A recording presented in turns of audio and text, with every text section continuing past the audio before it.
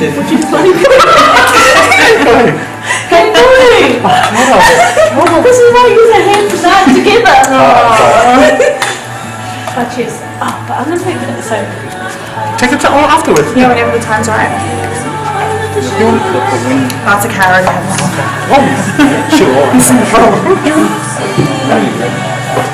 But I know that speakers. Oh, yeah, well,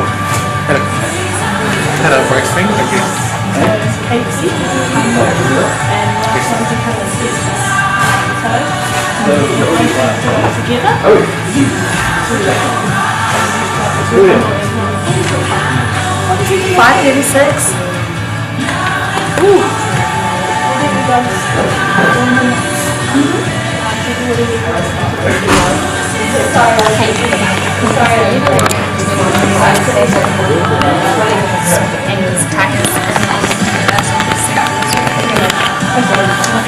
Sorry. Yeah.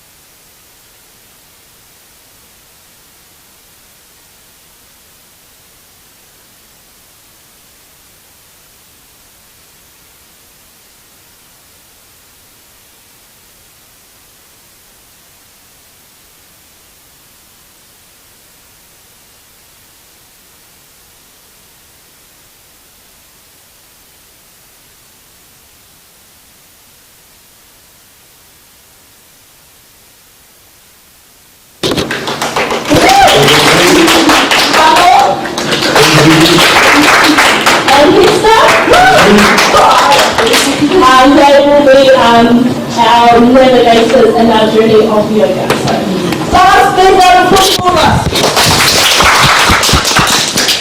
And that's me piecing up, guys. So, we should be starting. It is now 6:01. So, just as a heads up, we have some time and they might go over or might go less, but we are flexible, okay? So how does that work and how I mute it? So pretty much live from now until we can switch it off like during the break sessions and all that. And if someone else is like taking the lead, just check them to them. Okay.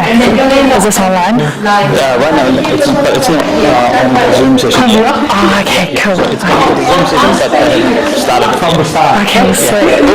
Okay, I'll play with you guys. But any issues, any questions, hit me up. Okay, sweet. I'll be like, yeah. Okay. Okay, cool. Stop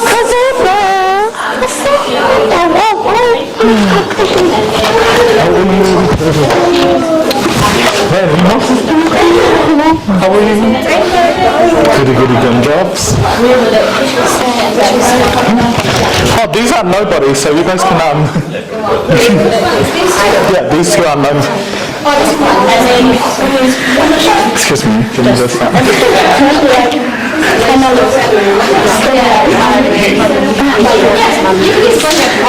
how would you like to be called? Malu Sil. Malu Sil, if you're technical. Malu and Sil. Malu Sil. Okay, but alright. Katie. I don't know how to turn my voice down. Okay, so when you know you're ready to open up, are you ready to go? Sure. Cool. Okay, sweet. if you want to play jokes with people, So, if I mute that, will it mute? Can you not? Look at it. So thinking of the other people. I don't know. You just said Please do. Jordan. So if I mute the online Zoom, is this muted? So this is coming to... Maybe explain to Tanya how Are you the online? yeah, I'm the online Zoom is it? I'll take Yeah, So, I'm excited. I'm sleeping. Can I just do my mask?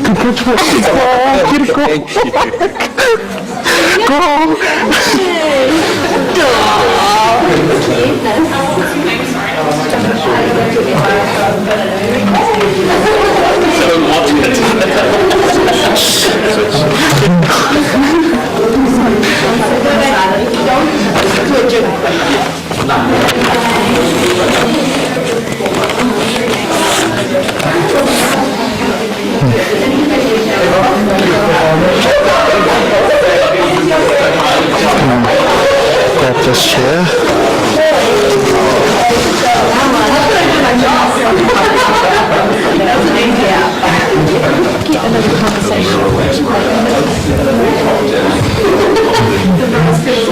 Love you here for that.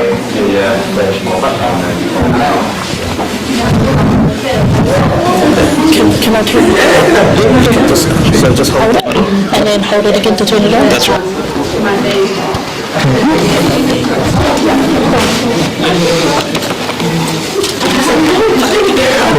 So I'm just going to turn this on.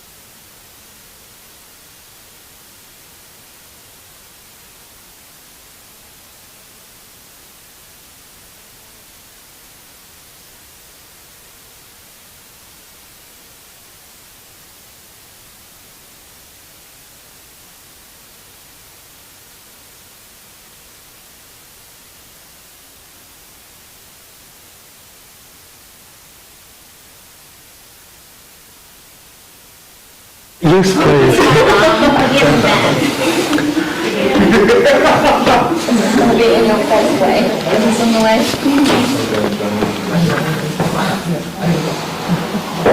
Right, we're just waiting for one more person to come through, and then we'll come out. We'll start.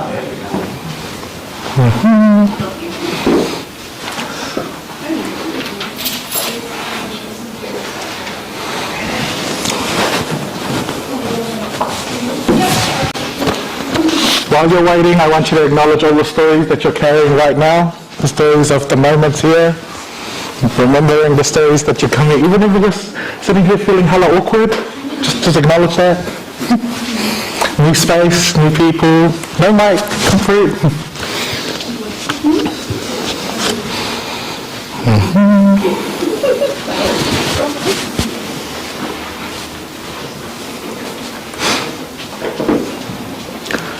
Okay, I'll just get a green light.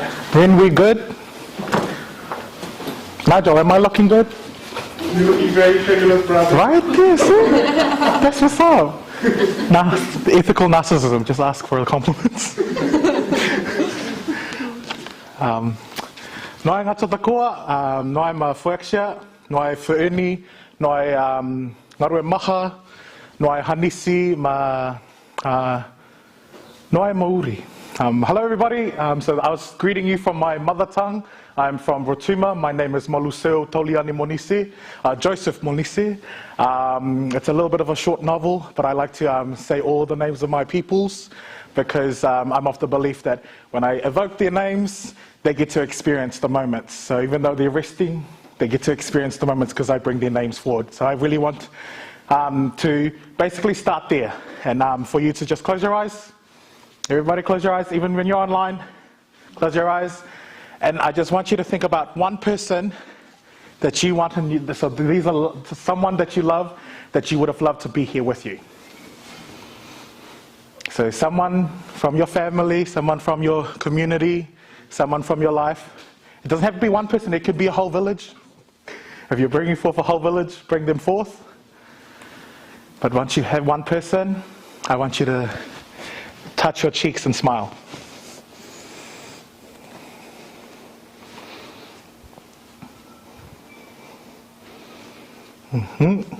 Cool. So I just want to acknowledge that those people are here. Those people, you've brought them forward.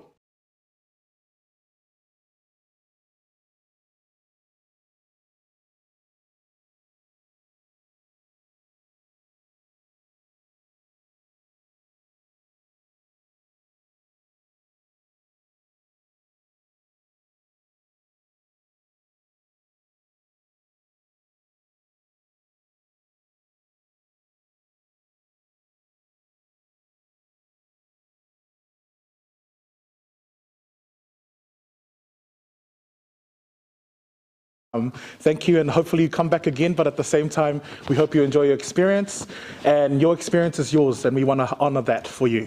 And at the same time, this is a space where we get to explore what different authenticity looks like for you. You know, and I'm like, my authenticity right now makes me feel like I just want to just jam a little bit, so I'm just going to be doing this awkwardly until I get to a point where I'm ground and po. But until then, I guess for me, I just really wanted to honor our guests today. So without further ado, I'm just going to introduce, I'm just going to pass it on actually. I don't want to speak on their behalf. I do know their names. So we've got Hano, Katie and Hester in the house today. So can we just give them some wairua flicks, sending them the positive vibrations, wairua flicks all the way there. And then I'm going to gift to them for them to tell us who they are in this moment. So your name and what you're bringing to the moment. Over to you all. Oh, and make sure that you have the speaker.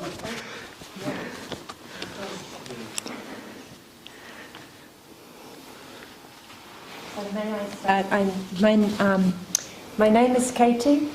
My full name is Katarina. I was born in Whakatane. I grew up in Hawke's Bay, and when I was 15, my family moved us to Melbourne, and there I learned to love that incredible city, and I learned to love Australia and its smells and its physical beauty. And it was there that I started doing quite a bit of dance, which was a big part of my early life and my first life. And also there that I started yoga. And here I am now living in Kirikiriroa, and I feel very privileged and proud to be here. And I enjoy very, very much holding space in Hamilton East at the Sun Salute Yoga Centre, which is my blessed vocation. And I'm delighted to be here with my co-presenters Hester and Hano. So on that note, I'd like to hand over to them to introduce themselves. Hi, my name is Alejandro Baltasar Calero, but everyone knows me as Hano. I'm from Spain. I arrived to this country 3 years and a half ago. I'm zookeeper, so I really connected with animal conservation, nature, which makes this country just amazing for me for the life that I want to have.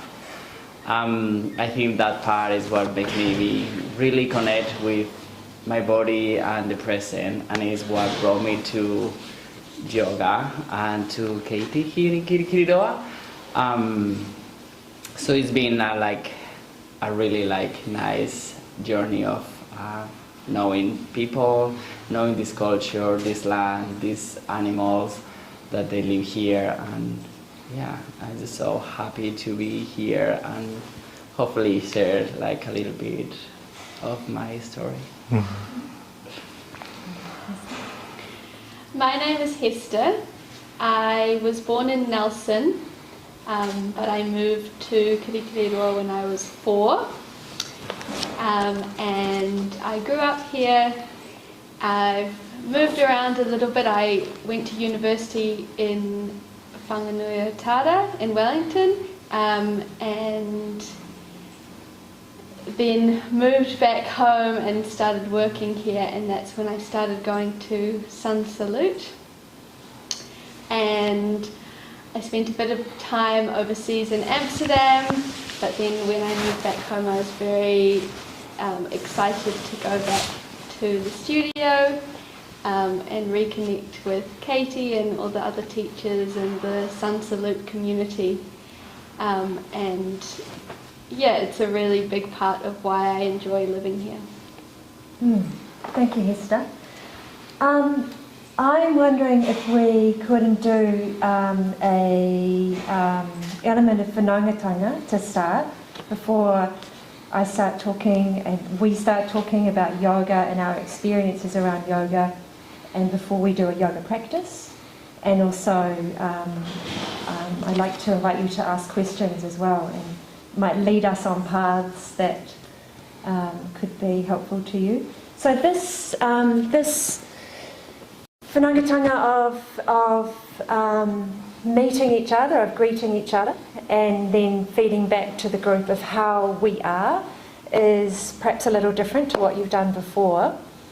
And I'm hoping you'll be into this. The idea is that you turn to the person right beside you. You don't need to know them, you'll get to know them. And what I'd like you to try is to sit facing each other, quite close, or relatively close, as close as you feel comfortable, but absolutely facing each other. And so just for a few minutes, one will be the talker, one will be the listener. The person talking gets to express how they feel today, how they are, what the day has brought, how they started the day, whatever happened, it has happened for you in any capacity. And the listener listens. The listener just purely listens, wholeheartedly, no verbal feedback from the listener, not even much gesticulating, just possibly a little smile here and there or a nod, maximum. You're just there to listen and take in. And then we'll swap around. And then so the talker becomes the listener, and the listener gets to express back to that person how their day was. And then after that, if we turn back and towards one another, if you'd be prepared to tell the group how your partner is today. So, if we got pairs here? If you just turn to the person beside you and face that person, if you would. And I'll start the timer for 3 minutes. 3 minutes would be perfect each side, yeah. Come as close as you can. And just talk quietly, if you would. Yeah, talk quietly. To your partner. Doing it live.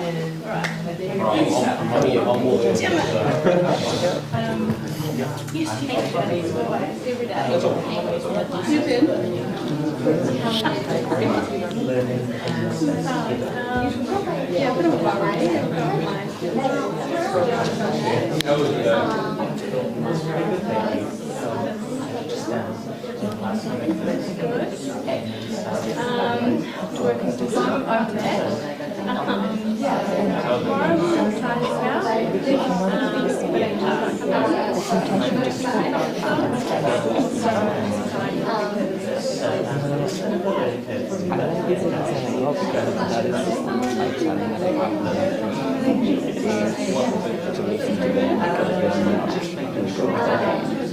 Sometimes it's good to hold the space to someone who doesn't want another part is so nice practice.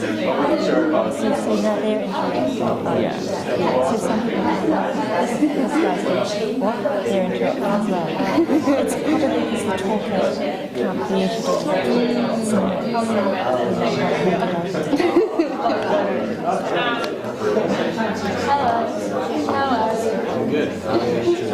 I'm good. It's nice to see a familiar face.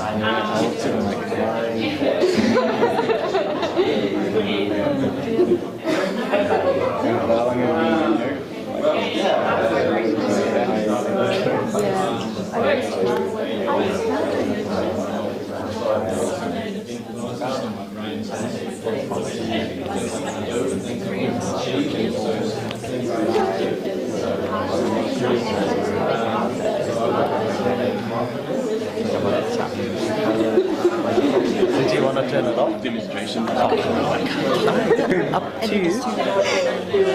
Yep. So you.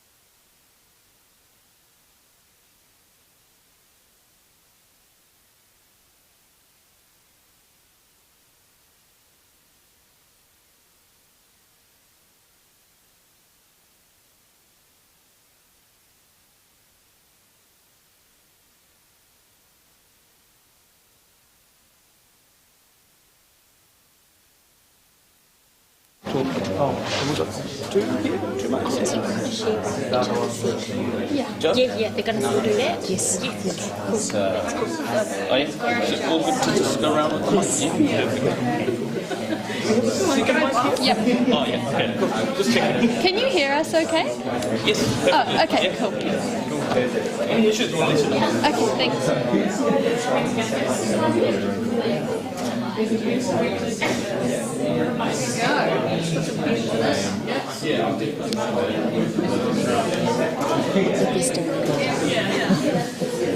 interesting. Happening here.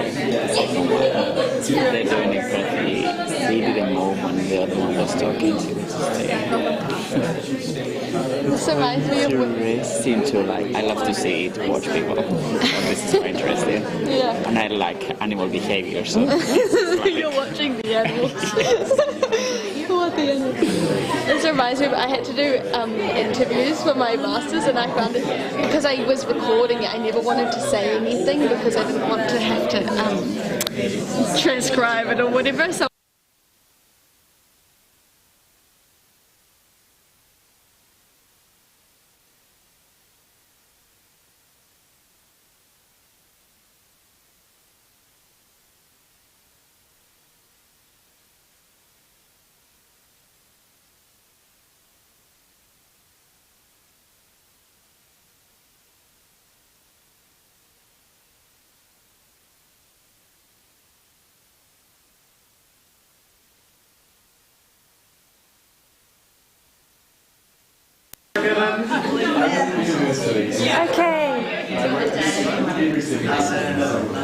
Okay, guys, if you could all pause and face this way again. Beautiful. That was it was really lovely to witness. Now, I wonder if anyone would like to start to just say in a few words, and if you think, oh, I can't remember much, if you can even just remember one or two things about your partner's day. Does anyone want to start? Ebby, do you want to start? Yes, so Will had a boring day, apparently. He works at Wintech, and so he's very quiet, so his day was quite long because there weren't many students about who needed information and things like that. So, but I think he also said it was a good day because now he's here and he volunteers here. And, nice. Yeah. Beautiful. What was your name? Gwen. Gwen? Would you? Guillermo. Gwen? Guillermo. Gwen. Yeah. Would you tell us about your partner's day? Yeah. So his name is Evie. He woke up at 8 a.m. and he was being coached by someone. He said he was feeling unsure because he wanted to be more productive, so he figured out what things he should be doing. Yeah, and now his partner is one of the speakers. Yes. That's why he came here. It's his first city event. Yes. And he's happy to be here now. Wow, beautiful.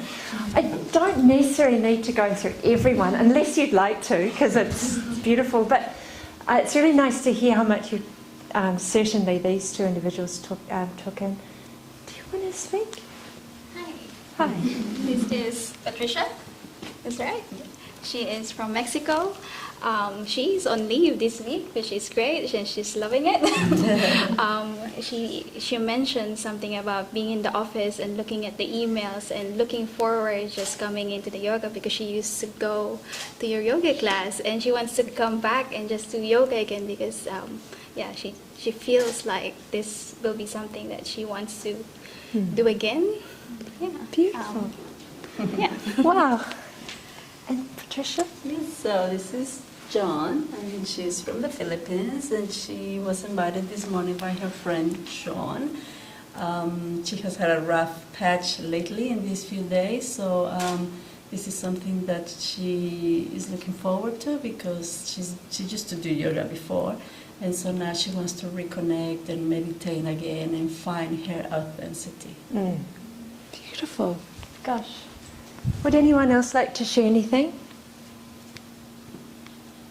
Michael and Alex. Can you tell us about Michael's day? Sure. So Michael's day and thoughts were revolving around the coordination of this event and putting it on. And I tried to probe a little deeper to see if there was any pressure or stress around that. But it turns out that Mike is just genuinely happy to be putting this event on and is very excited about it.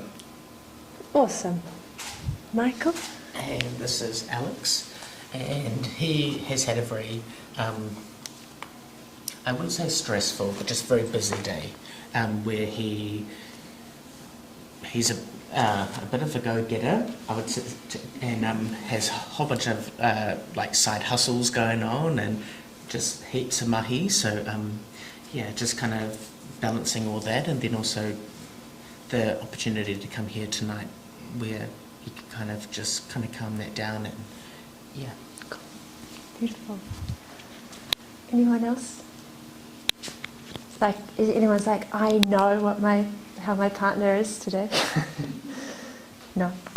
Well, thanks for doing that. I think it's an exercise in listening, which is a very rich and beautiful thing to offer someone, to fully listen and to hear them out. And sometimes it's hard to realise too that we can be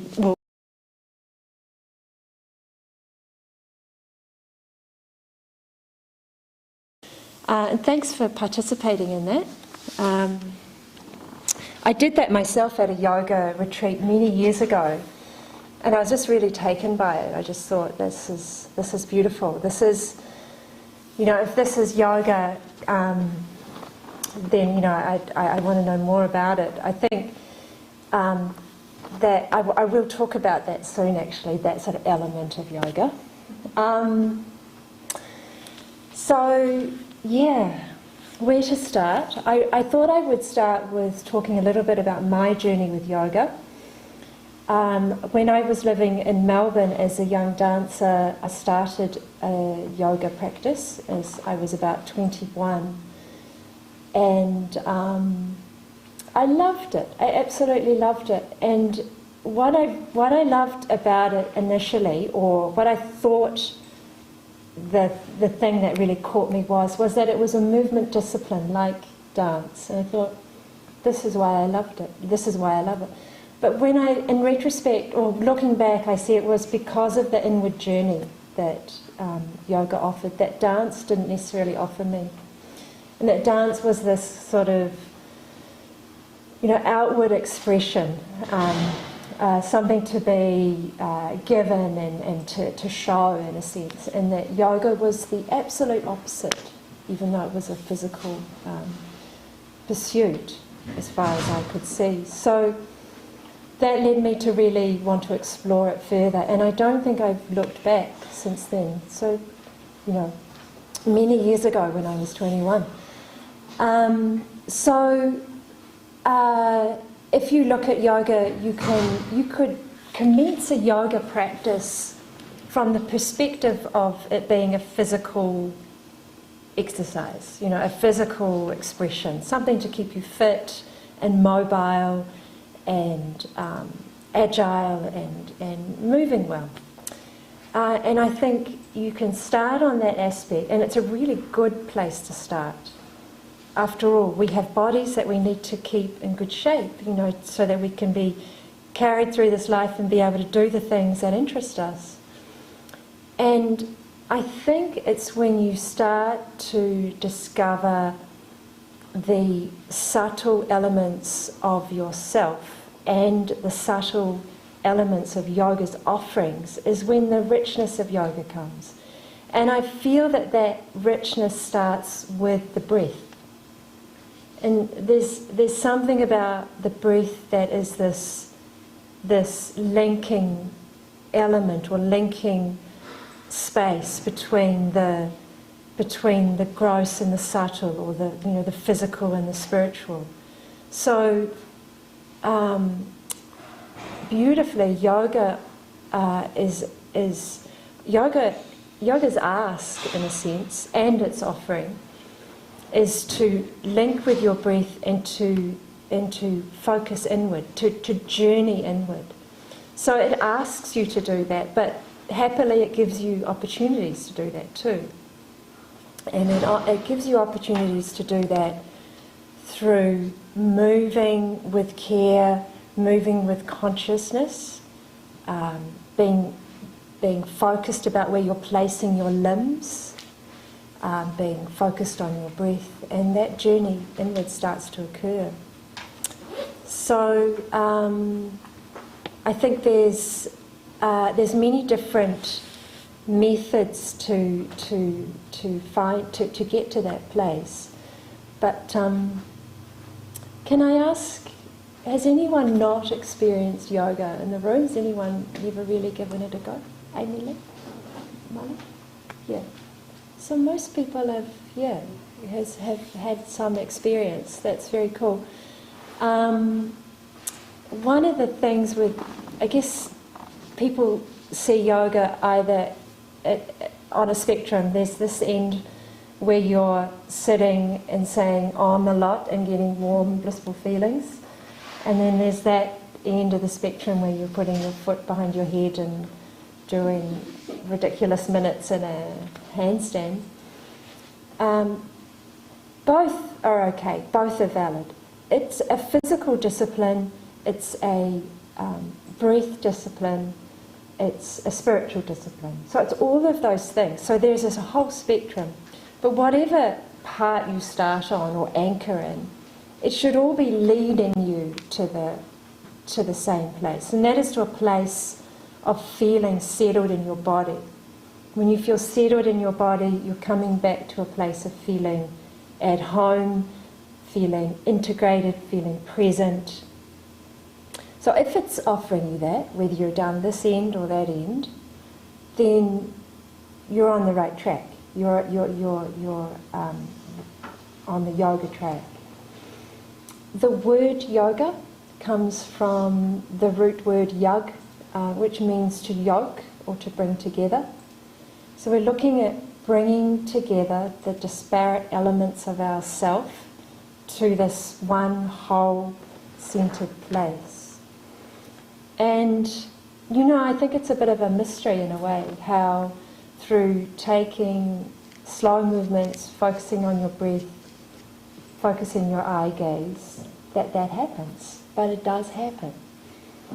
And if you consider that everything we do in modern life particularly is so external, there's a lot of stimulus, there's a lot of demands, we're on a global agenda,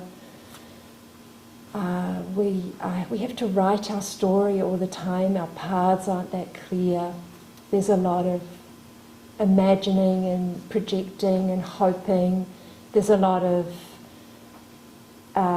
the past that we all have to deal with, whether we're a human being in this day and age or a human being 400, 500 years ago, we still have our past, for better and for worse, affecting us. So we've got the past and we've got the future sort of jamming for space in our minds. And if only we could settle the past, forget about the future and come to this place of being whole and present in this moment, we will see how clear and free we are and we can be right now. The heaviness or stuckness or fright that we can often be in, or anxiety, is because of that past and future kind of noise in a way. So this carefully placed movement, structured movement, focus on breath, brings us somehow into this present moment. And it's in that place we want to be more. So, yeah, I want to say more, and I can and will, but I probably can get a bit stuck too, and I think I've come to a wall. So I'm going to turn to my beautiful people beside me. And Hester or Hano, if you would talk a little bit about what it is that you find from yoga, how it helps you, how it feeds you in your life. Do you want to go first? Yeah, Hester. So similarly to Katie, I started doing yoga because of dance. I danced when I was at school, and then when I went to university I didn't do any more dancing, and I wanted to keep up my flexibility, and I thought, oh, I'll do yoga. And it really was something that I thought of very much as a physical exercise. I wanted to stay fit, I wanted to be flexible, and I did various classes and I sort of shopped around at different studios, but I didn't really kind of stick anywhere. And then it wasn't until I went to Sun Salute that I well, I started doing Ashtanga. I sort of went to an Ashtanga class by mistake and learnt this sequence of movements. It's a set sequence of movements that you do every time. It's the same. And so you can memorize it. And so I just started to get something very different out of yoga, which was I'd had teachers talk to me about syncing up breath and movement, but I hadn't really ever got the hang of it because I was sort of too busy puffing and panting, trying to get into a pose, or thinking, oh, what's this teacher going to make me do next? Or, you know, look at that person with their foot behind their head. But with Ashtanga, I sort of found a way to be a lot more focused on myself with what I was doing. I knew the sequence of movements, I knew what the breaths were that went along with them, and I found that I would finish a yoga class and kind of feel like I was coming up from being underwater. I felt like I'd sort of been in this other space and kind of this moving meditation that I hadn't felt before. And even when we were in lockdown and we did Zoom yoga classes, I was able to have that same feeling, which was encouraged by Katie would sort of talk to us at the beginning about, sometimes she'd guide us through a meditation and we would just start thinking about the house we were in and the suburb we were in and the city, and it just all these little ways of getting outside of your own head and all your little worries and, oh, I got up late this morning and my hair looks terrible and I'm worried because we're in lockdown. All that kind of stuff just, it was a lot easier to let go of. And I always find after finishing a yoga practice that I feel like I'm in my body, I feel like my feet are on the ground, and I feel like I can actually see what's around me and I'm not so clouded by all my thoughts. And it's just a lovely reset, and it's awesome. You feel a lot more limber, you don't have as much back pain. Sure, there's all these physical reasons why you want to do yoga, but there's a lot of just kind of like peace and contentment that I get from doing yoga. Mm. Beautiful. Nice. Yeah. I like it. Well, I wasn't a dancer. I would just like average person in Spain, just working a lot and be completely disconnected with my body because I didn't do anything more than practically work. So I started yoga because I wanted to do something just with my body, and I think I was just trying to fix it because I wasn't happy. So my yoga journey started with a lot of frustration and a lot of like not getting anywhere because I have this mental like wall that I couldn't pass at the beginning. I keep doing it and I keep like pushing it and just letting it be. So as much as I try to push the practice at work goals, I'm like more frustrated. So I learn how to stop pushing and let to ease. So what I brought from yoga for me, I still have the same body. I don't hate it so much, so I feel more connected. I embrace it. I know my limitation or my body limitation, and I embrace them and I work through them. 1 year of my practice, I go further. Then I start to connect with breathing, which it was like and like before and after, I start like focusing in breathing and focusing where are you, how do you say that? Like with what you are looking? Drifting. Which is particularly focusing your eyes and what you are looking, what you are doing the practice. That helped me for sure to start connecting with my body and with the present. I have I get a lot of stress from my work and also because of the way that I am. And yoga for me is the moment that I have for myself. And it's a gift that I give to myself as often as I can, even sometimes I'm really bad at it. And it's also giving me the best thing that, the best present that you can have, which is the present. And I connect more with my animal, I connect more with my work that I enjoy more, I connect more with my friends and my family, my partner. It just gives you that moment of being, how they were explaining, being in yourself and being present.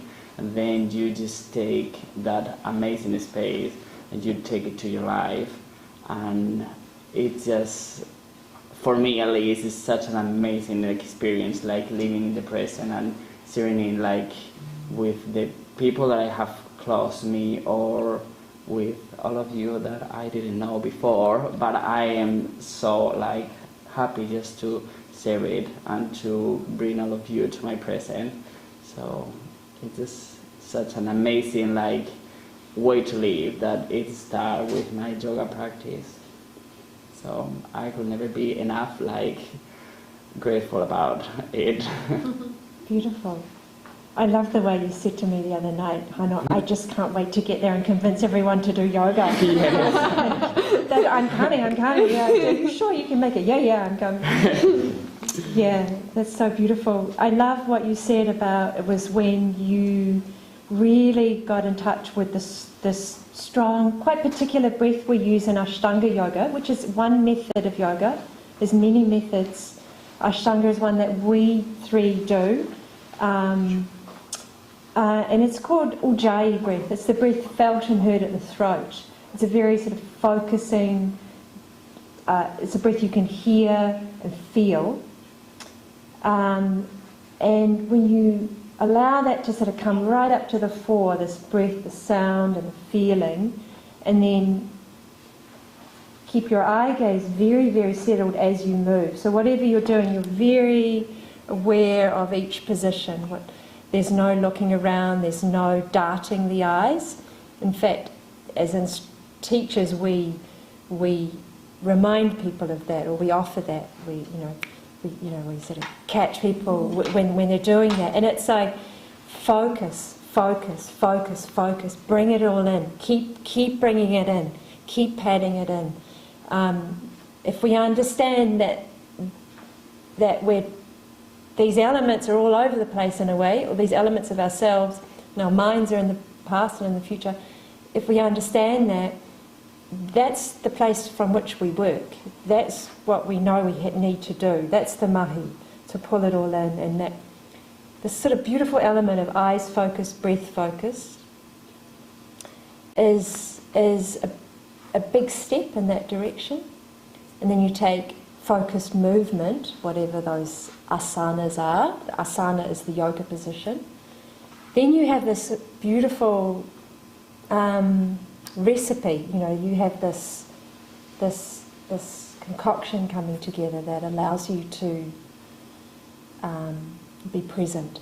And when we're present, we're more relaxed. When we're present and relaxed, we gain the best out of any situation, ideally. I want to be mindful of the time, and I want to give you a yoga experience. I'd like to offer you some yoga practice, some physical movements, some breath work, some meditation, etc. And then afterwards, if you would like to ask questions, you might have any question whatsoever. It could be very mundane, it could be very personal, perhaps, or it could be very broad or about the deeper philosophy of yoga, we'll try to talk on it. Be nice.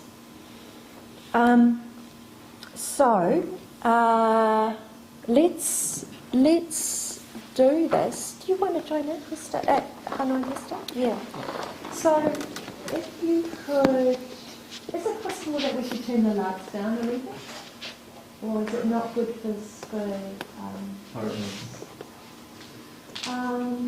Michael, could you come forward a bit? Sort of stagger yourselves in this semicircle that you have. One forward, so come forward, Hayley and Hazel. So, yeah, and Patricia, yeah, something like that. Come forward. I don't have a mat either, we'll just, yeah. Come, it's quite good. So if you look there and there, and I'll come here. Pardon? Is this good enough? Yeah, this is good. This is great. Is that okay for the...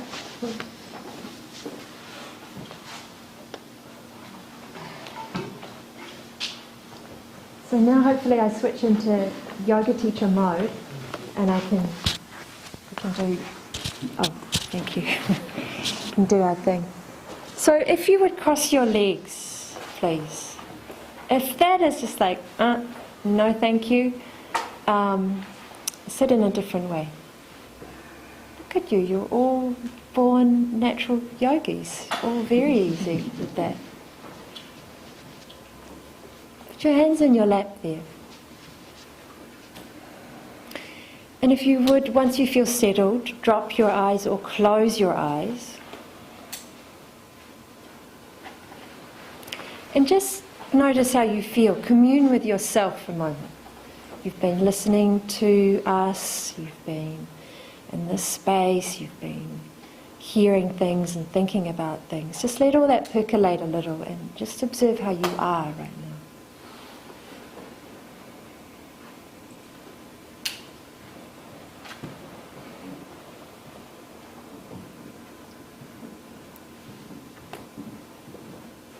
And as you do that observation, see if you can slow your breath a little bit. Now, you might start with lengthening your breath out.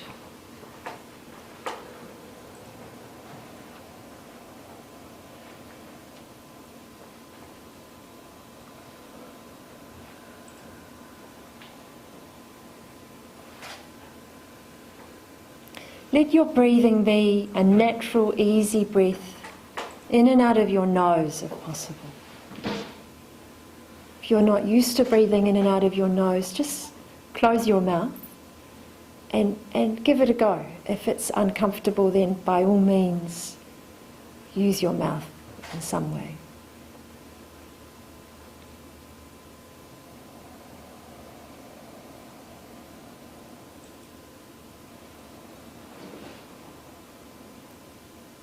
Now, as you sit here, in your mind's eye, picture where you are in the room, the direction you face, where you put yourself in the room.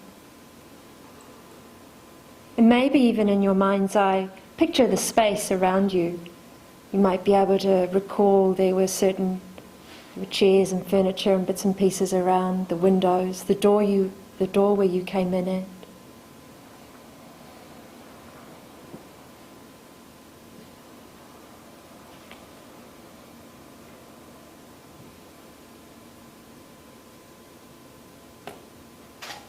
And then go even further afield and notice this building. You may have all come in through the gardens there by the lake. Picture where this building is in the gardens. You might know the gardens well. Observe a little further afield. You may have parked your car just in the nearby car park.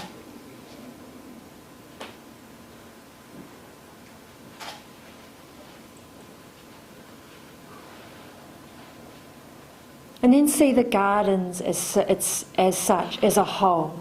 You may know them really well, themed gardens, right out beyond the rhododendron lawn, right out beyond the other car parks, right out to the awa. See where the gardens are in this part of Kirikiriroa. And then slowly from here, as you see the gardens as a whole, draw yourself back very, very slowly till you notice the car park and the lake, the themed gardens. And this row of buildings, there's a little creek nearby, there's the bridge. Notice this building as a whole, that incredible wooden sculpture, perhaps the other space. And then notice this hallway, and then this room where you are sitting. Notice this room again, the energy of this room.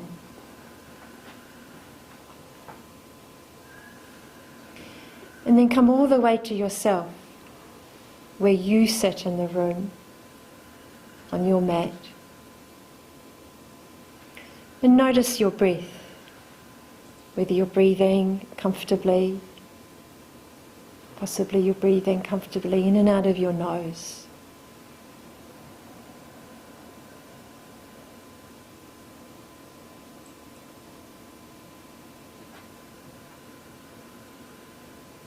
And gently open your eyes there.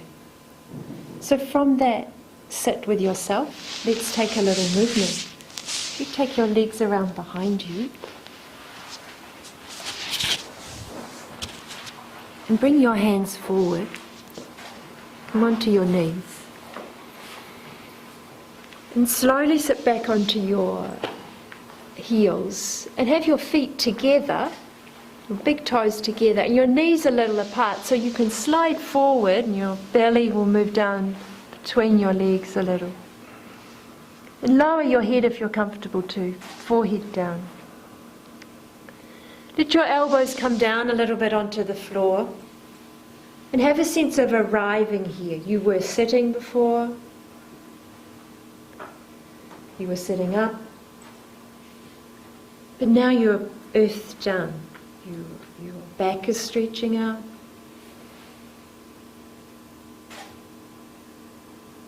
Notice how this feels into your hips, into your lower back particularly.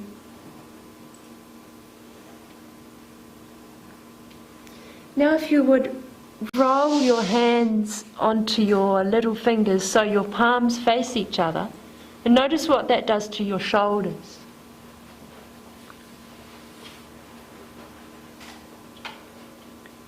And then roll your hands back so your palms face to the floor again. Let's try that with a coordination of breath. So on an inhale, roll onto your little fingers.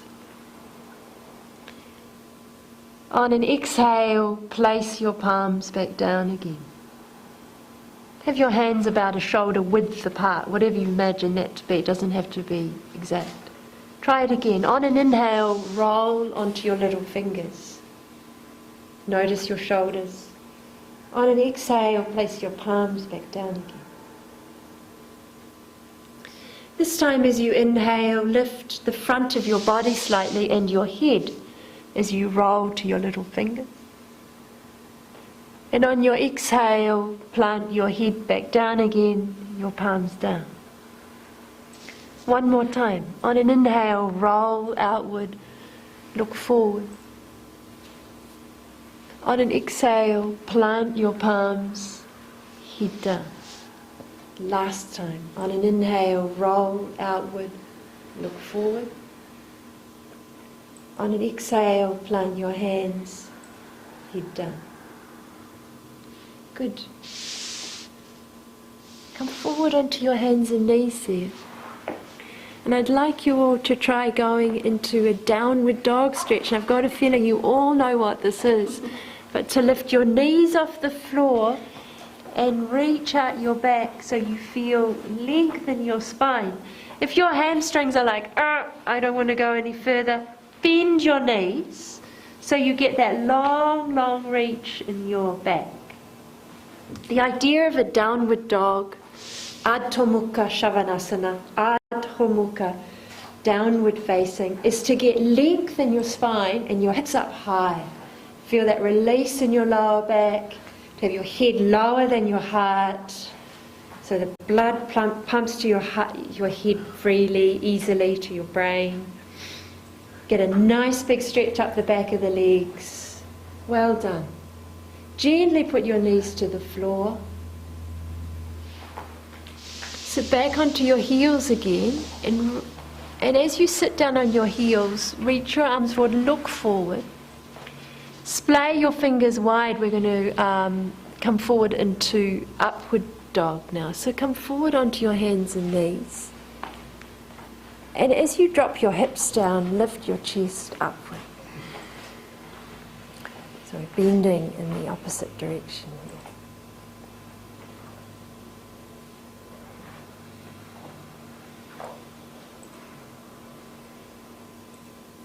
Come back on your inhale. Go back to your heels on your exhale. Lower your head down.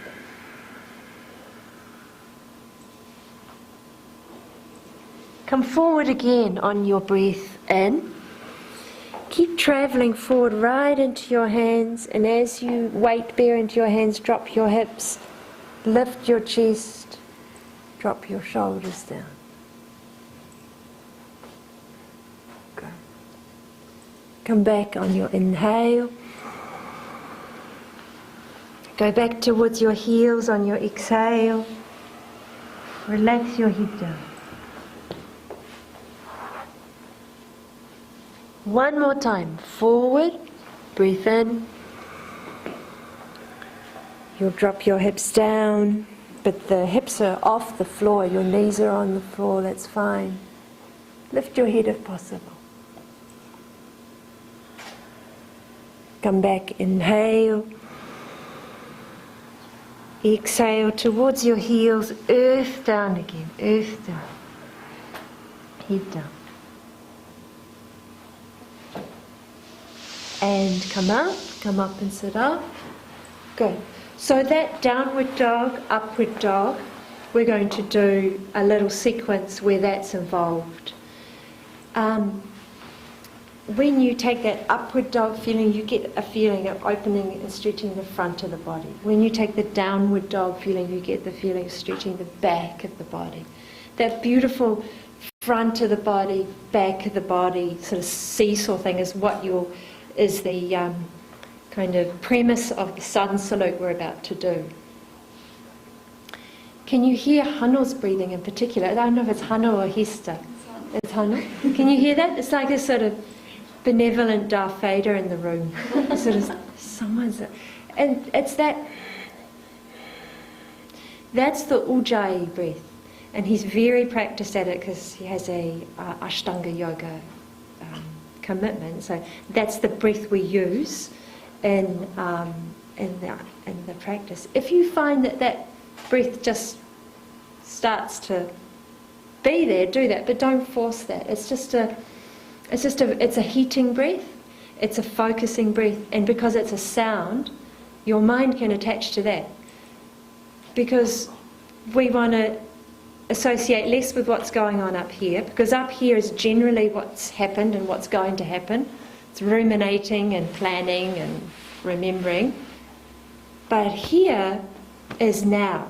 Here is now. It also has some stored stuff from the past, there's no doubt about that, that never left.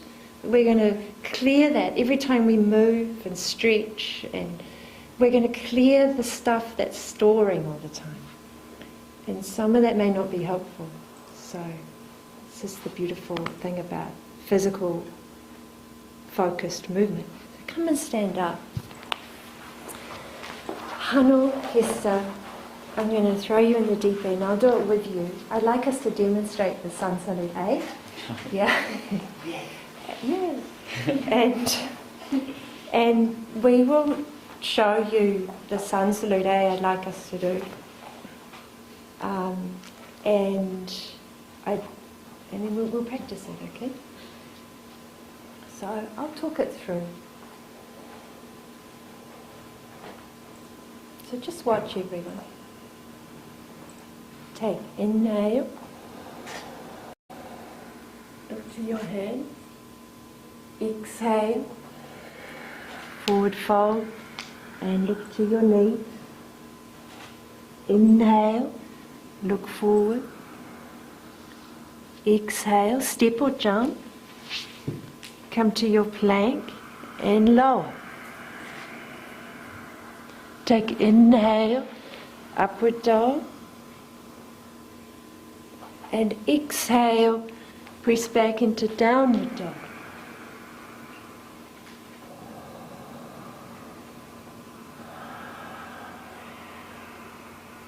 One. We'll take 5 breaths, but let's just take 3 for this one here. 2.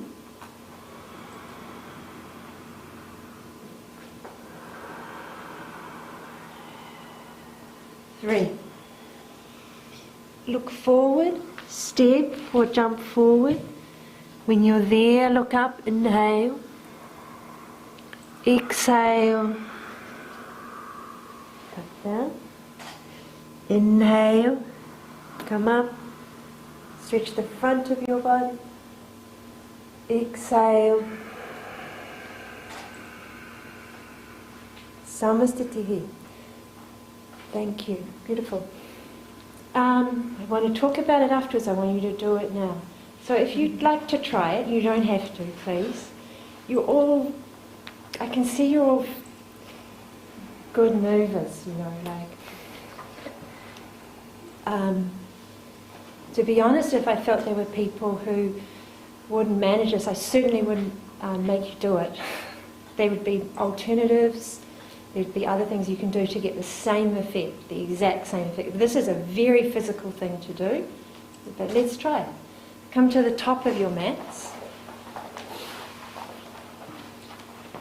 Bring your feet together. It's an unusual feeling, standing with your feet so close. If it's really uncomfortable, have them apart a little. See if this breath sound comes a little at the throat. Breath is in and out of the nose.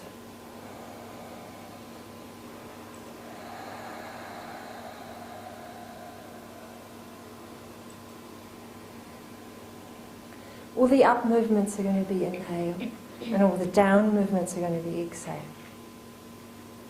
Let's start together with an up movement. So lift your arms, inhale.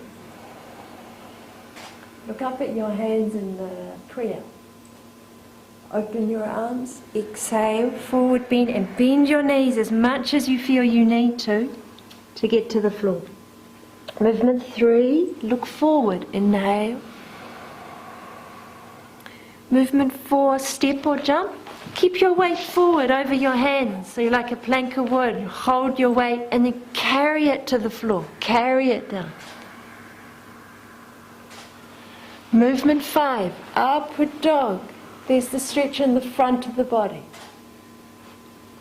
Going back, downward dog. There's the stretch in the back of the body.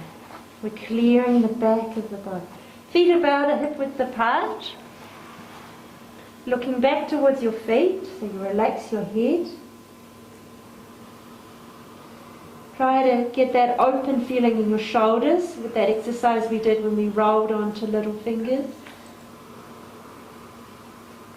Breathe slowly and deeply. Good. So let's come forward from here. Look forward. Bend your knees and either jump or walk forward. Bring your feet together. As soon as you're there, inhale, look up. Front of the body. Exhale, release the back of the body. Tuck in your head. Inhale, come all the way up and stretch the front of the body. Exhale, come to neutral. Breathing through the nose. Yeah, so we'll get to stretch the sides of the body, twist the body, but in this exercise it's front of the body and back of the body. We're clearing both sides. There's more to us than the front and the back sides too. Breathing in and out of the nose. Let's try again. So, breathing in, front of the body. Breathing out, dropping down, bend your knees, back of the body. Look forward, breathe in, front of the body. To the plank, you can walk or jump. Carry yourself down slowly. Upward dog, good, front of the body. Downward dog, back of the body, good. Slow, deep breathing, feet about hip width apart. Your head is dropped, relaxed. See if you can be still in the pose. It's a little challenge. I know that the calf muscles get a big stretch.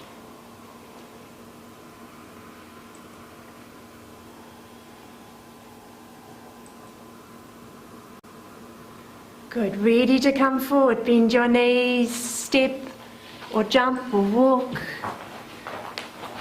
Once you're there, look up. Inhale. Exhale, tuck down, relax. Right in. Inhale, come up. Draw up the whole front of the body. Samastitihi. Good. Someone's ujjayi there, I heard. Samastitihi is this position. If you can bring your arms down. Sama means same, stitihi means stability or clarity. You're standing in a place really of being present. It's a beautiful idea. Let's do one more, and if you don't mind, I'm not going to do it. I'm just going to watch, but I'll talk it through. Taking, slowly. Inhale, lift your arms up. Look up with your hands, front of your body. Open your arms, come downward all the way to the floor, hands down, head down, relax. Inhale, look forward, stretch the front of your body. Plant your hands down, step or jump. Go and then carry yourself down with care. Upward dog, front of the body, look up. Downward dog, hips high, back of the body. Big, big stretch. See if you can be still. See if you can be still with your eye gaze too. Choose one thing to look at and look at it very calmly. It's a challenge.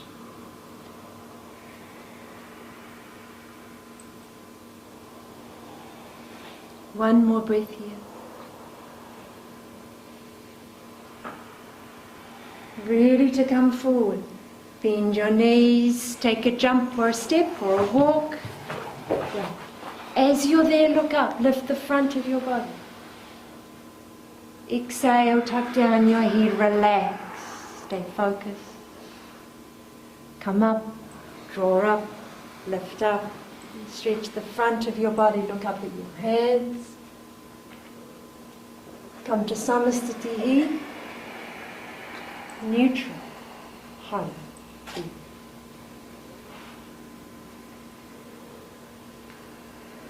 Very beautiful. If you could lie down on your back, please, and place your arms down beside you.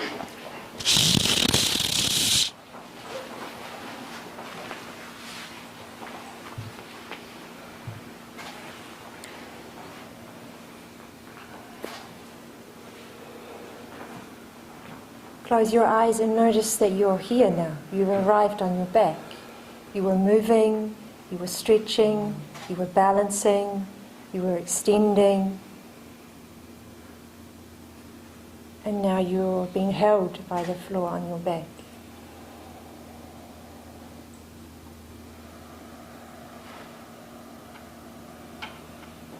If you would slowly take an arm movement in coordination with breath, If you would take, inhale, lift both arms up behind you so they reach right out to the floor behind you.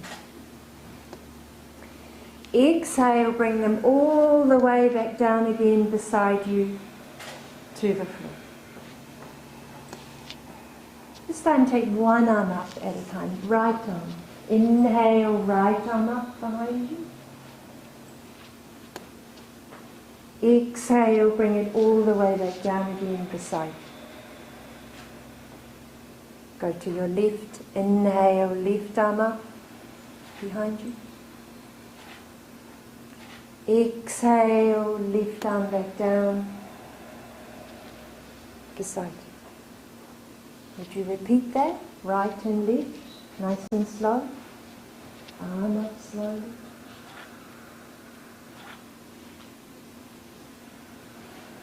Arm down slowly. Left side.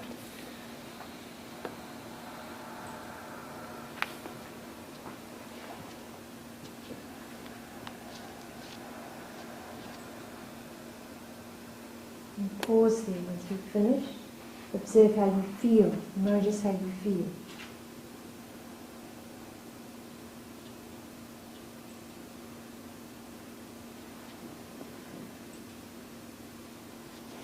So I'd like us to take a twist to finish. We'll take a twist and then a little sit.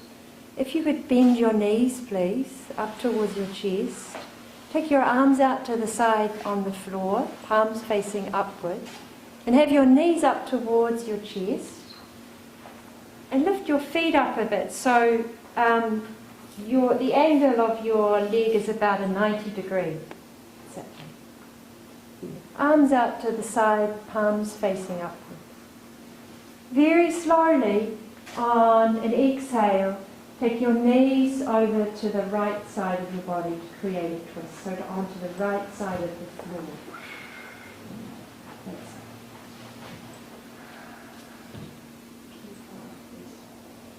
Feet coming up here.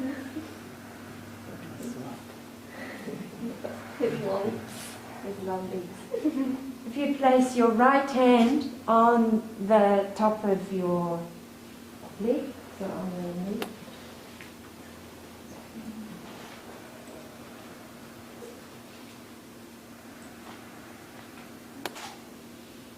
and look to your left.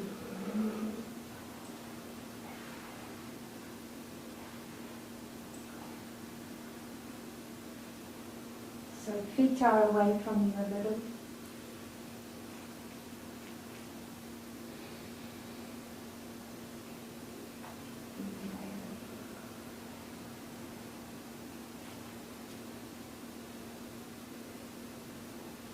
Slowly, on an inhale, bring your back onto the floor. Arm releases out to the side. And remember, feet are away from your buttocks a little bit. Go over as you exhale onto the left side. Onto the left side.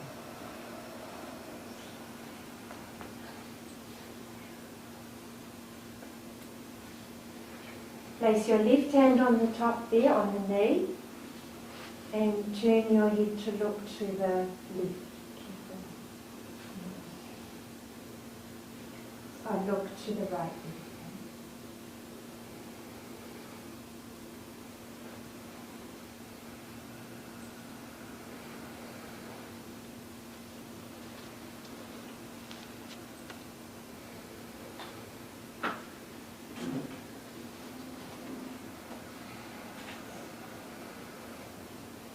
We hold a lot of tension in our spines, we hold a lot of tension in our pelvis and in the shoulder girdle. We stack it there all day long. So to twist, to release, to expand, to stretch, to visit even your body, to acknowledge it, to feel it. You can unwind some of these tensions, you can see them for what they are. You can bring some fresh oxygenated blood and aerated lung capacity to your body. On an inhale, open your arms out wide and bring your legs back so you're back onto the floor. Wrap your arms around your knees or your shins. And if you feel comfortable to, bring your head up towards your knees and take a little tuck there. You sort of wrap right around your legs. Let your head come down. Take your right arm up behind you. Roll onto your right side and come up to sit up. Come and sit forward. And if you would please, come and sit just in the same position you had at the beginning of the session. Close your eyes when you feel comfortable to.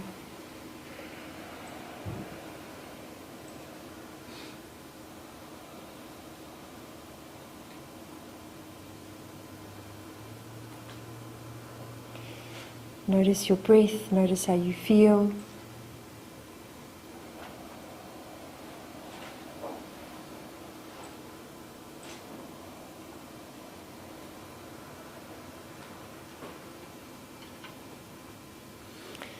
So if you would place two hands on your chest, on your heart, right at the chest center there.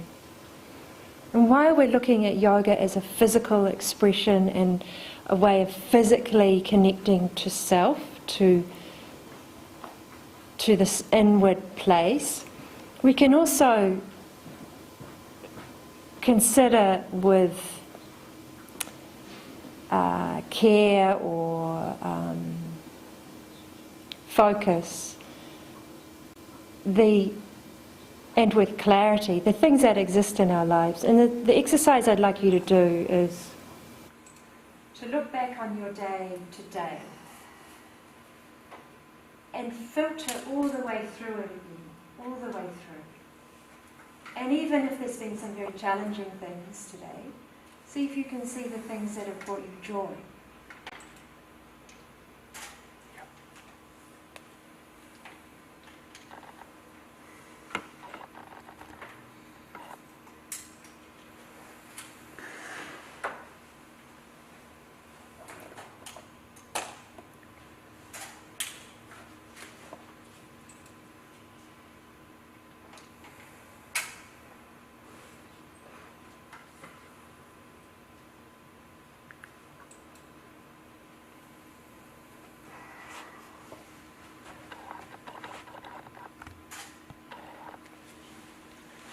We'll take a little finish there. So from here, if you lift your arms right up above you on your inhale, reach right up high, bring your hands to prayer.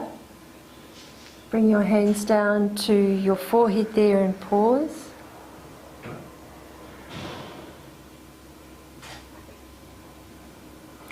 And to heart center.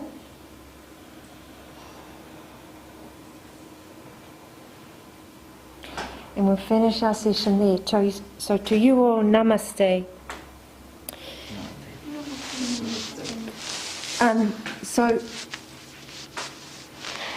I just there we've had a little taste of a yoga practice. I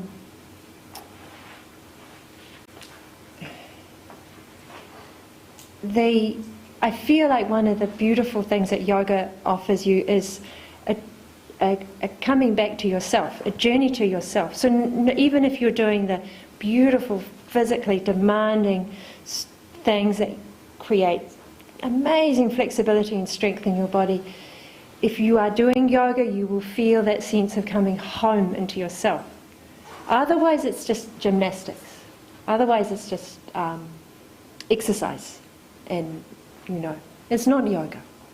Because yoga is an opportunity to come home, to be in yourself, to be in your body.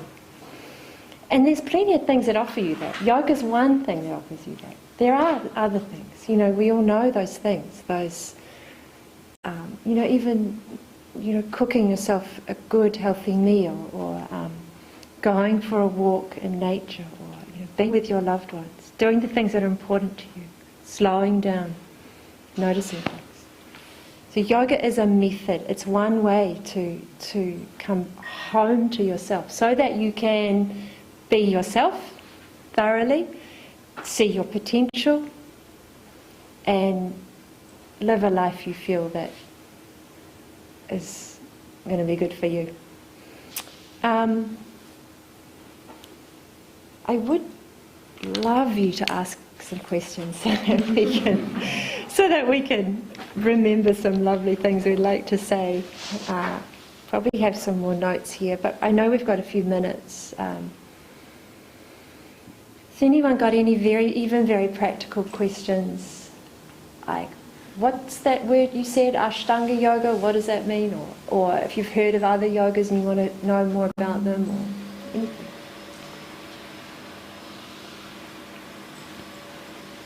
I'd be interested to know the main differences between like vinyasa and Ashtanga. Yeah.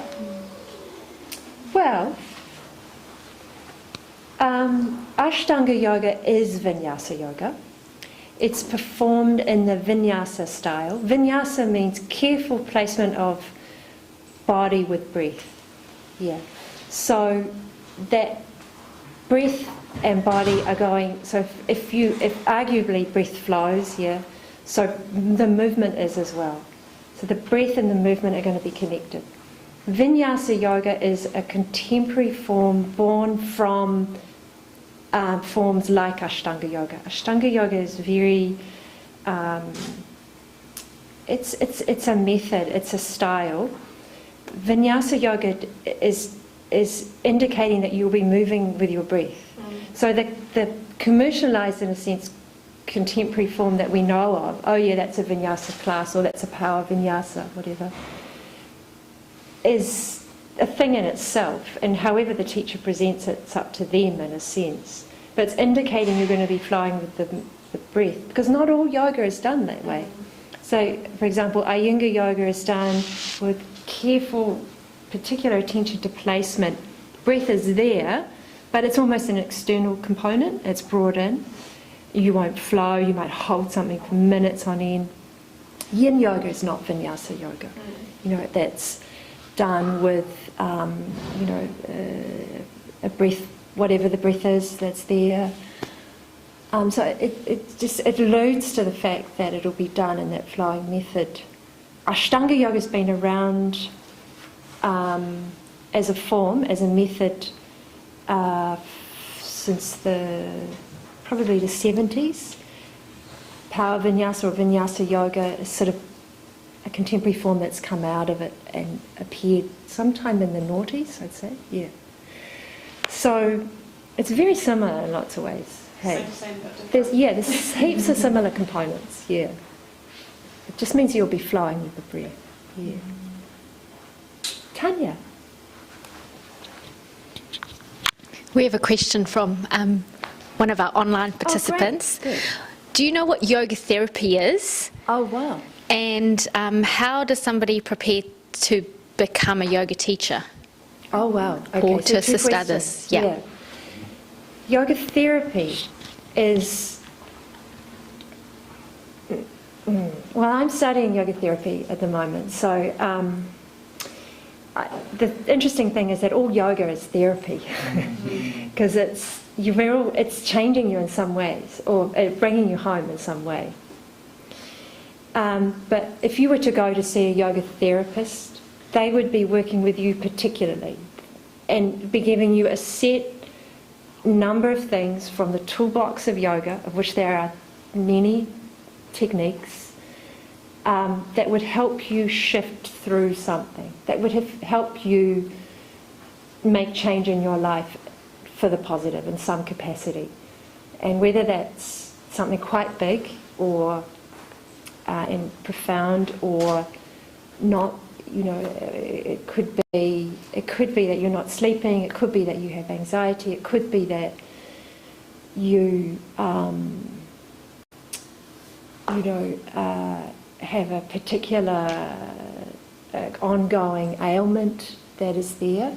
So the therapist will work with you and give you a practice that is very specific for you to create change. Yeah.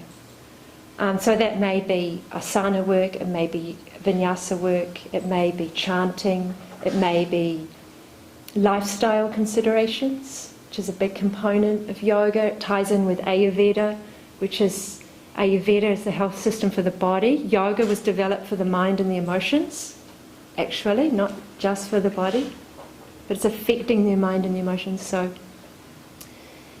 yeah. And then to go to the other question, what was it again? How does somebody become a yoga teacher and a yoga therapist? How does someone become a yoga teacher? It's a really big question. There's many. I'm actually not a fan of the quick yoga teaching courses. There's 6 weeks, 3 months, 6 months. I'm not a fan of those. I'm a bit of a fan of the apprentice style, where you might commit for a couple of years with someone. I do believe, to give you a slightly kind of esoteric answer, you become a yoga teacher by committing to the practice and by wanting to impart change for other people, by wanting to teach. So you could teach anything in a way, by wanting to help people. So, but definitely a dedicated commitment to the practice, a focused commitment that is part of your life, part of your daily routine, and that is something you live. It can't be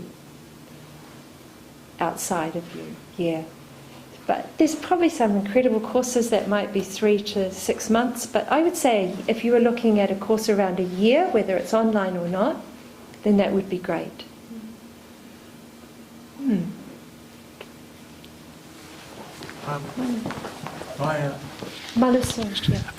Yes, I just wanted to entertain my me-to-me curiosity and questions here.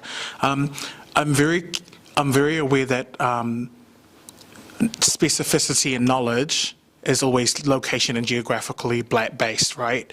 So I'm curious and I wonder what it would look like, or what is the word dilution of the whakapapa of these words come when we're practicing it away from the geographical and locational specificity that it origin from. So I wonder what that feels like or what that looks like when we're practicing that away from the homelands, and if there needs to be new terminology based on this whenua or anything like that. So I'm just curious in those ways, in no way accusing or articulating that for anybody else, but I'm curious as to what the specificity and the knowledge base of yoga and the practice of how we do that in this land look like. Thoughts, anybody? Such a beautiful idea and beautiful thought, beautiful concept. I think we at once need to be loyal and faithful to the integrity of the teachings and the whakapapa of the teachings, and from what place they come, and that is terminology. The kaupapa of that practice needs to be untainted, really.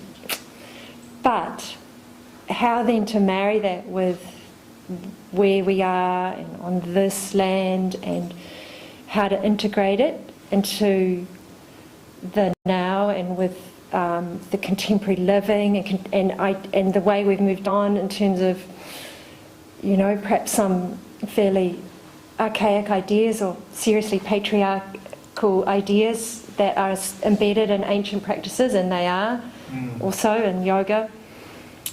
So subtly, gently, but yes, I feel like there needs to be an integration. It's sort of interesting you ask that, because I'm quite interested in te ao Māori aspects with yoga, and I think there's some beautiful crossover.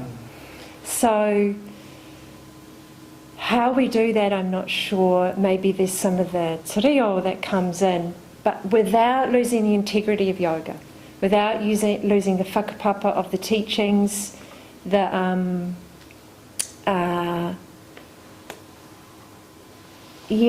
we use the Sanskrit language with yoga, and it has a potency, and I like that. I think it's beautiful to use.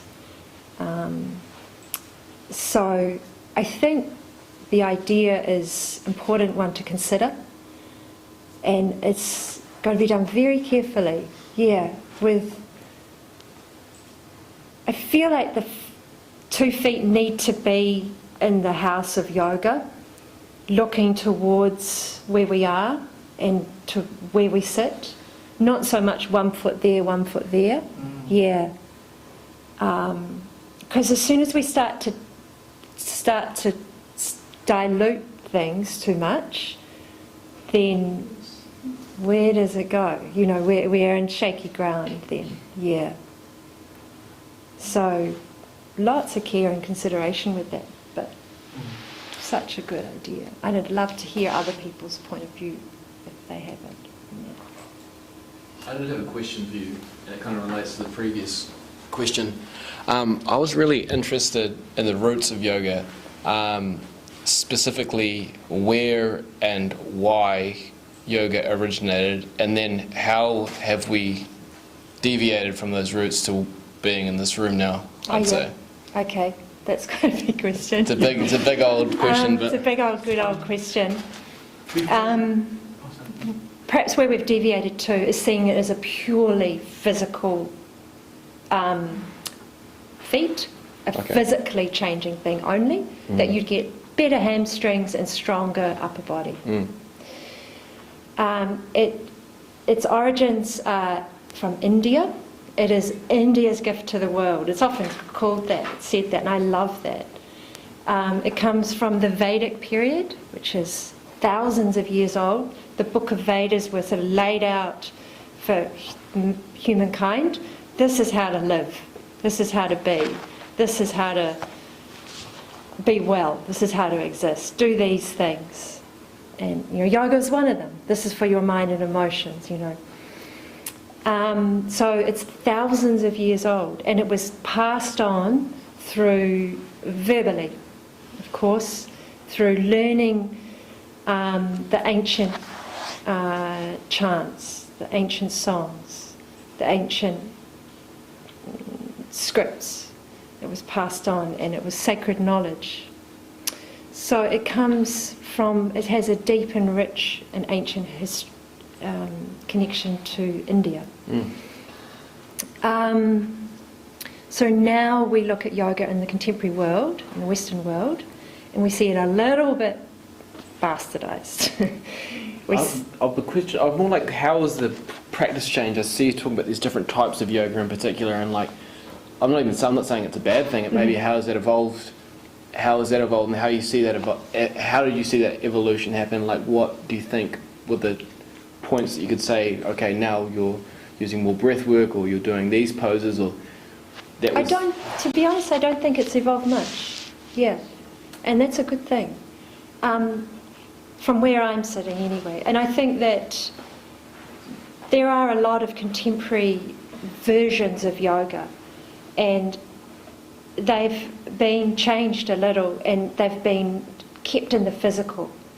Yeah, and there will be yoga centres and yoga teachers who won't even mention the Sanskrit, or won't even mention India, or dare and mention meditation, or dare and mention the divine, the spirit, the image of God, whatever that might be for you, that daren't go there.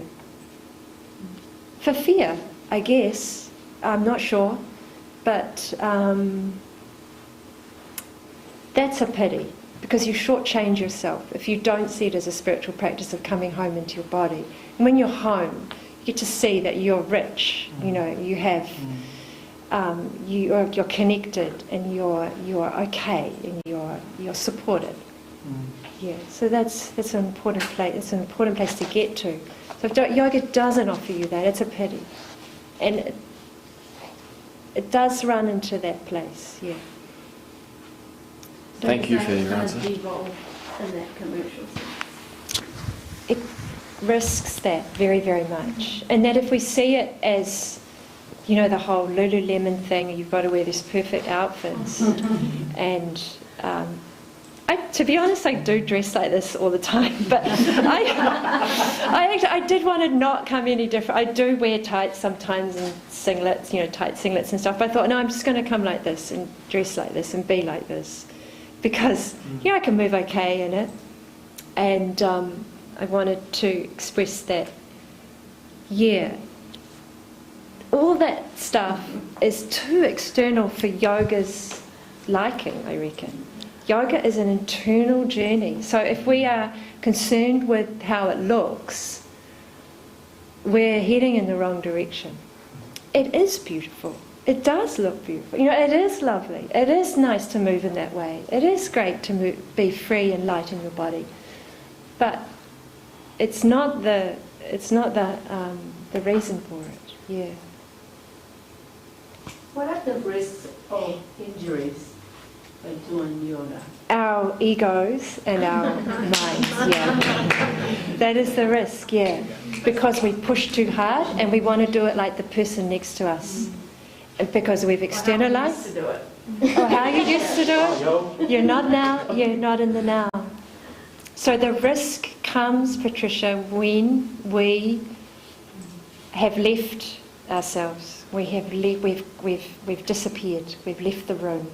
Yeah, that's when the risk comes. And I guess for me is also, if I want to show somebody or teach somebody what I've learned, or like for my kids, my daughter, at home, doing it together, and it's always that on my mind, like, oh my gosh, am I pushing it? And I guess, now that I'm listening to you, it's just going as far as each one of us can. Yes. And at the moment that it hurts, and just stop it and just breathe. Right? That's right. That's right. You just breathe. You slow down, and you do what your body can do. Yeah. You know me. I know you. Good boy. Yes. I like to push myself. Yeah. Yes. We've got another question from online, and they were saying, is it true that yoga can help to heal trauma in the body? For example, sexual trauma and abandonment trauma. Yeah. How does yoga do that? How on earth does it do that? Yoga, if we dig really deep with yoga is offering us an opportunity to connect to the light within. And the light within is the divine. So when we are connecting there, we are the divine. We are all powerful. We will heal. We have to connect to the light within. And that's when the path of healing is possible. Beautiful.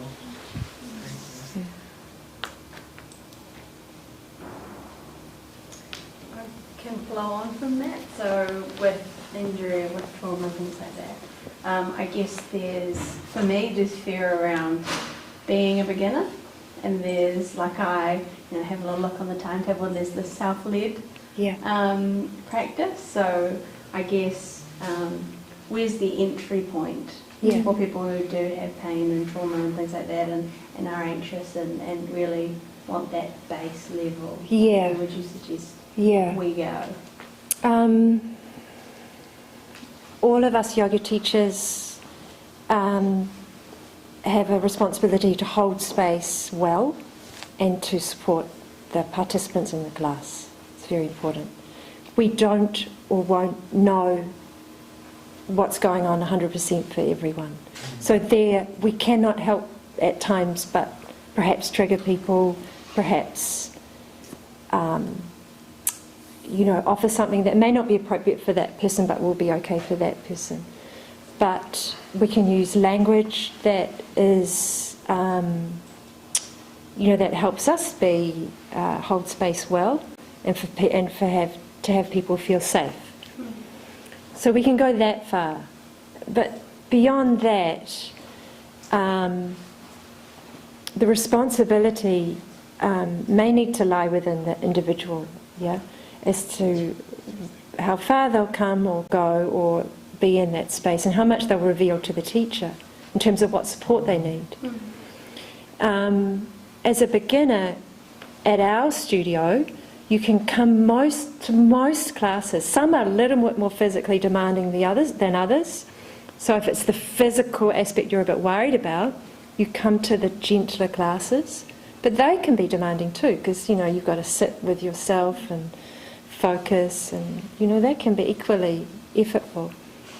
So Most classes are okay for beginners. All of us teachers will hold space with care. We'll notice if something's a little too much for someone, we'll give alternatives. Then beyond that, you might book a private lesson with a teacher if you really have specific needs that need addressing, and I guess that's what I have to say on that, Hazel. I think it's daunting starting new things or getting back into things like yoga and moving your body, but you dip your toe in, and hopefully the place is supportive, hopefully the teacher's good for you, and then you go from there. You step in from there. And I'm very happy to communicate with people and have private chats and things like that. But yeah. If I can add something, sounds a lot for me. Well, within my studio when I started in Spain, it feels like a house. So you feel like safe. And in case with Katie, for example, I remember my first time that I go inside San Salud, and you feel like, yeah, really like it's like a home, and it's really warm, everything. And Katie is lovely. And then even yoga is challenging at the beginning. She make it like soft and like nice for you. And I understand that at the end it's your responsibility as a person within yourself. But yeah, like San Salud is a really nice space, and you will feel like care and taking care. So that will make like so much easier, like the introduction. And I never thought I would be able to go to a self-led class. I never thought that I would just be able to know what to do yoga by myself for an hour and a half, but just very, very slowly and very gradually, and with support of teachers and the encouraging community, you find yourself doing things you didn't think you'd be able to do.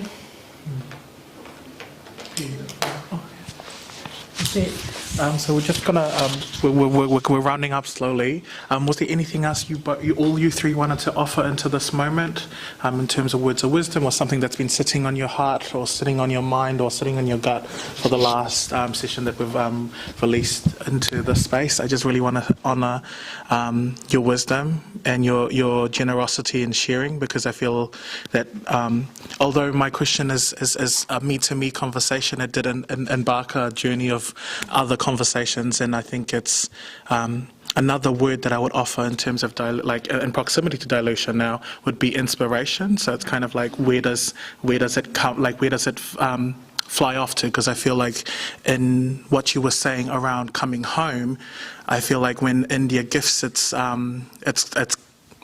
beautiful artwork into the world, it does seek different homes on different lands, and I feel like that might be another segue into from dilution to inspiration, which has a beautiful relationship in between. It does. It really pulls it into a very positive arena, as opposed to, we're losing it. Yes. We're actually extending it. Yeah, extending it and holding it in this receptacle, or in this capacity that we have, from the place that we are.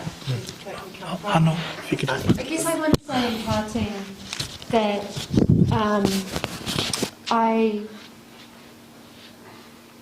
I'm aware, and I get a lot of this, people walking into the studio, of the anxiety that occurs for people of all ages, more and more in these days or these years, and that if we can work with things like yoga to regulate the nervous system, and to find that, and to allow the breath to be even, then just that act will help us to come to heart. So I'm feel very, very honoured or privileged to teach this form that allows regulation for an individual. I think that's a really very cool thing in day and age. So, yeah, that's all I want to say. Thank you. Was there anything that anybody wanted to koha to these three amazing space holders and facilitators? Thank you. Yeah. Appreciate you. Arohanoi. Arohanoi. Yeah. Aroha, my aroha atu loved me. Yeah. Makes the world go round and better. Tēnā koe, Hazel. Tēnā koe. Ngā mihi. Thank you. This is your last call of your heart's beating. this is your call. Final round. Just love your energy, Kate. Yeah. Thank you. All right, everybody say koha. Koha. Okay, come through. Thank you so much for that. All right, so and I guess in honouring our guests here, we just really wanted to gift back into the Seed Waikato umbrella as well. So we've got beautiful guests who've shared their koha, as well as please go and try it on. You know, go and try it on during the week or during the next month at all, or during the next couple of go there. Pardon? Could I say that all of you in this room, all of you, if you would like to come and try a class, any class, and you can communicate with me first if you want via email, you all have a complimentary class. All of you. So all you need to do is perhaps, probably the best thing is email me and say, hey, I was at the talk and I'd like to take up on the class, and that will go from there. Okay, so Where is your class? the yoga studio's down that cool little Lovegrove Lane where the Gigi's Cafe is in Hamilton East. Oh, right. It's called, it's on Grey Street. Yeah. Do you know where the Barber's Co is on Grey Street? Yes. There's like some street art down there, huh? Yeah, there's some street art down there. That's street art up there. Oh, there you Oh go. yeah, that's true, yeah. So the street, that's a laneway. Right at the end there's a little cafe called Gigi's, and there's our yoga studio, big yellow sort of Hindu temple. Just a yellow building. And then there's a flower shop, a florist at the beginning. Down there. Lovegrove Lane it's called. Cool. Yeah. Thanks. All right. Thank you so much, and thank you for your koha again. You're just so generous, and that's the type of generosity we'd love from everybody in this world. I'm calling you into your own self-leadership, so you can stay with the person. So if you're feeling like you're not keen to go and navigate the room and talk to someone new, it's all good. You can stay right next to the person that you were partnered up with. You started together, so maybe you can end the journey together. But we've got 4 questions to koha back to Seed Waikato. So those 4 questions are attached to the remarkable wall. I can ask the questions once we're all in proximity to somebody. But the remarkable wall is an important part of Seed Waikato events, because it informs us exactly what the community wants. So we're very much community led. So if every Seed event, we ask these same questions to see if we're still serving our community and we're still attached to the kaupapa, which is very much people first. So, with that being said, I've got the lovely Hayley here. Hayley, what's your role, and tell us what are you wanting to give to the audience today? This is not what I came over here for, but that's fine. I'm Hayley. I am the digital coordinator at Seed. But I was just coming over to remind you all that there is kai over on the table. If while you were filling out your little sticky notes, you would like some kai, it is there. There's vegetarian and meat options. That was all. See, leadership right there. So I guess, so if you wanted to take a pen and paper, I can ask the questions, and please, give us just short, what's sharp and short, straight to the point.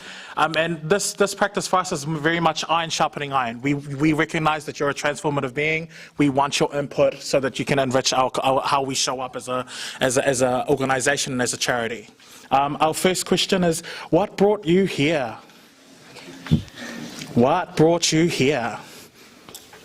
I did hear John, I did hear that somebody affied you here, so maybe that could be it could be you saw it online, it could be that you were forced into it.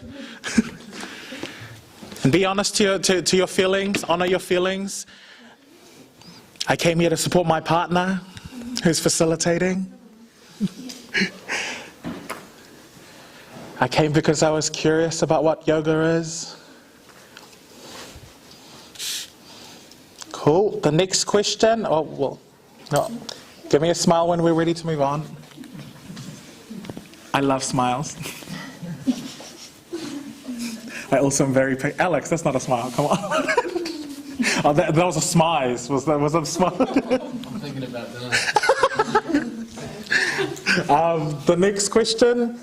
What have you discovered? What are you learning? So during this session, what were your cues? Or what was the koha for you? What are you discovering? What are you learning? I know for me, it was when Katie said that this is a journey back home. And I don't know about you guys, but I've been wanting to go back home to myself for ages. We've got a lot of personalities. I'm just telling them to all come home slowly.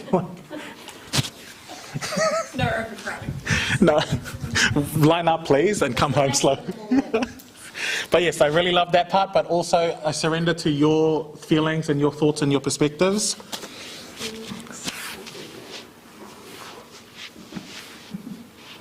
What have you discovered? What are you learning?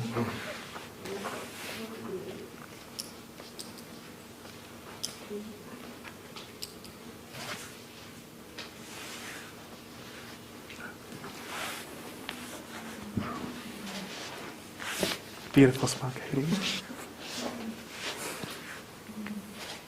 I feel like a smile never goes out of fashion. That's why I'm like, smile at me.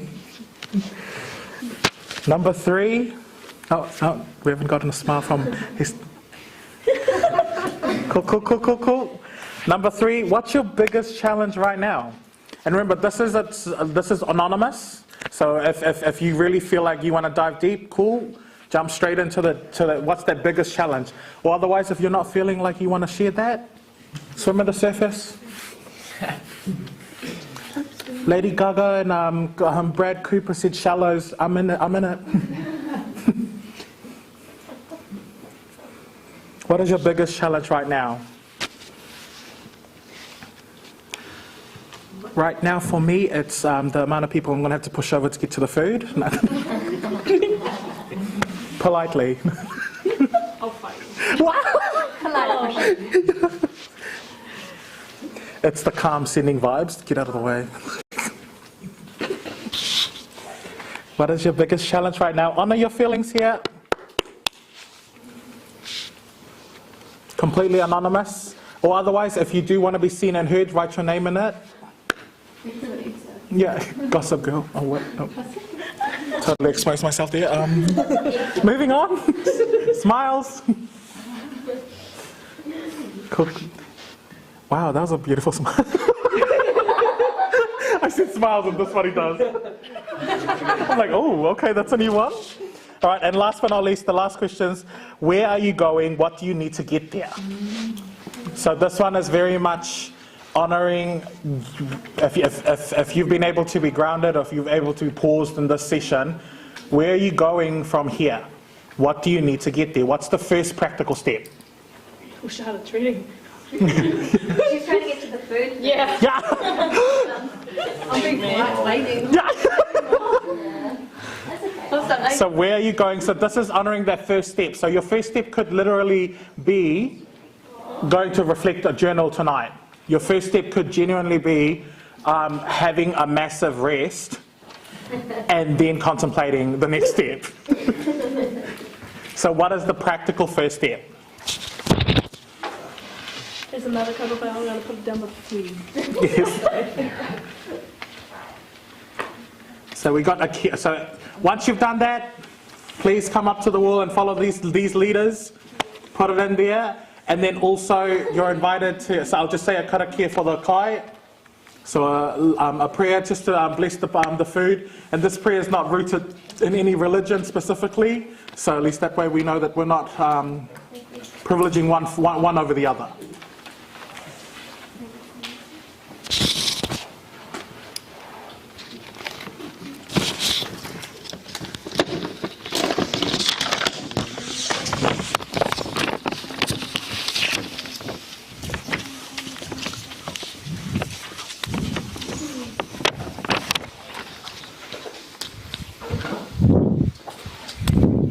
Ooh, yeah, something smells great.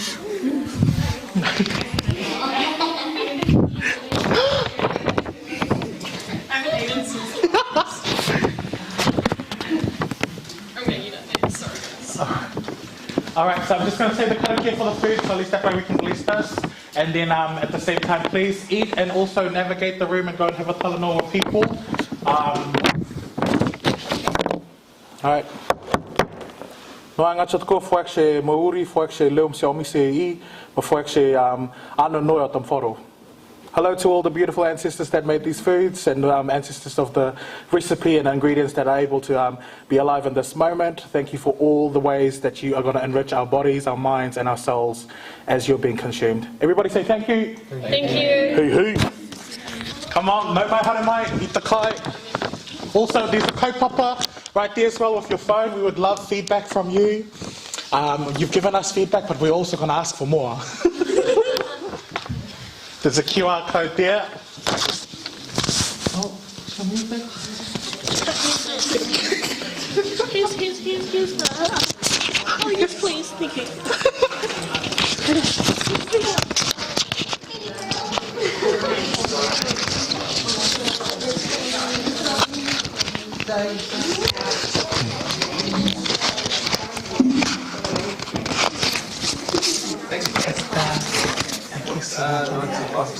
Oh, thank you so much. Thank you for giving your time and your input and your energy to us. Oh, thank you. I'm like this though. I'm not letting go. No. Good. If you could feel my love, I'm like, if my words don't read it, my heart hopefully can. Thank you. This is amazing. Please accept this kupa from us. Hey, thank you. Gracias. How are you?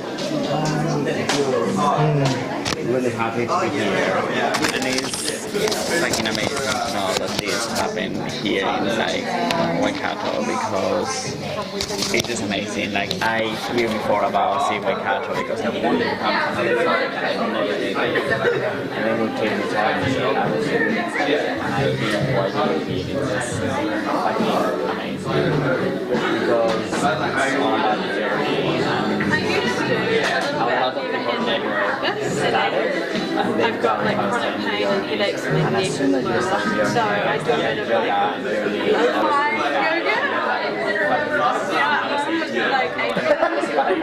you know, like it's like my dog doing, so it's like he's like here on the floor, it's like trying to wrestle or snuggle.